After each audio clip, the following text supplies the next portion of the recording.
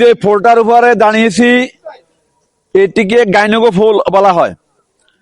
এটি একটি ঝুঁকিপূর্ণ ব্রিজ। এটা ৮ নং দক্ষিণ চরবংশী ইউনিয়নের কালুবাবাড়ি হাটের থেকে এইদিকে আসতে, বেড়ির দিকে আসতে, এই বেড়ির খালের উপরে এই ব্রিজটি অবস্থিত। এই ব্রিজের বয়স নাকি প্রায় 50 বছর।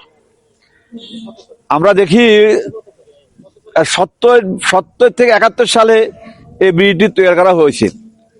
বর্তমানে অত্যন্ত ঝুঁকিপূর্ণ অবস্থায় আছে। বহু সরকার, বহু মন্ত্রী এমপি এই এলাকায় ছিল, কিন্তু এই পোলটার সংস্কারের জন্য বা নতুন করে করার জন্য কেউ মনোযোগ দেয়নি।